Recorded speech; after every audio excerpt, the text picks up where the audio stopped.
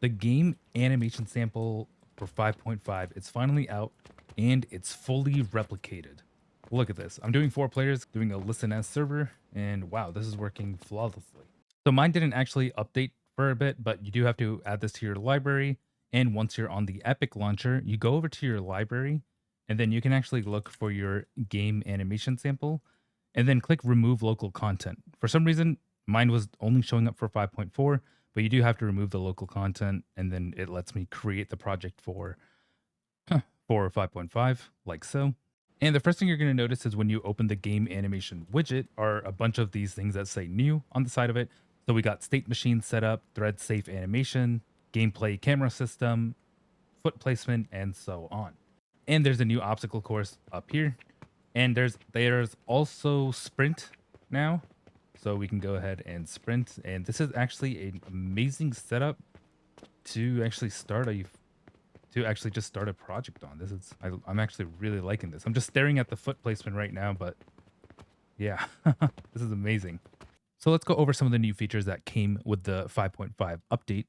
So there are now experimental setups that you can see in the game animation widget over here. And it combines state machines, choosers, motion matching, and blend stacks, and so on. There's also network replication, which is quite huge. And there's also a new jump animation. They said you can hold space to actually jump. I don't know if this is too... Yeah, this is probably too high for us. So let's go ahead and check this out. So it says press and hold. Press and hold to catch ledges while falling. So let's hold it. Oh, just like that. Oh, nice. It does look a little awkward, but it is pretty good nonetheless. I wonder if I can do it with that one. Okay. That kind of magnetized me, but no worries. Okay, that one looked a lot better. Oh, that was actually pretty clean. I did like that one. Also, if you haven't noticed, they also added... So this is the normal jog that we had before. They also added sprinting and crouching. So crouching was easy to set up. I had a tutorial on how to set this up. You can also click a middle mouse button if you want to rotate and see the front of your character or the side and so on, just to see different angles on how the sprinting and crouching works. And you can also rotate with your mouse in and out to see the to see the camera style.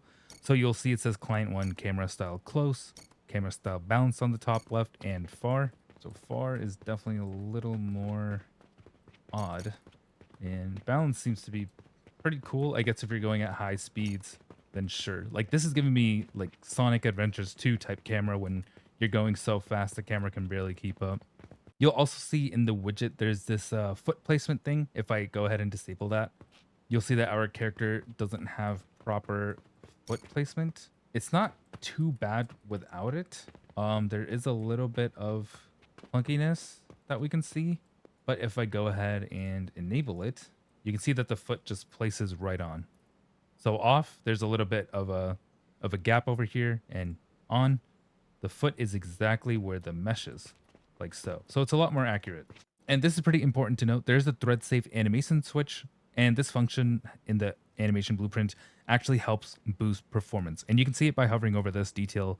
They even put a smiley face at the very end to let those people know that there is better performance with this update.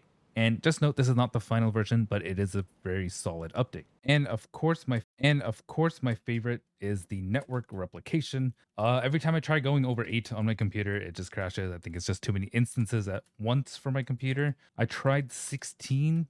Couldn't fit all the windows on the screen though, but you get the point.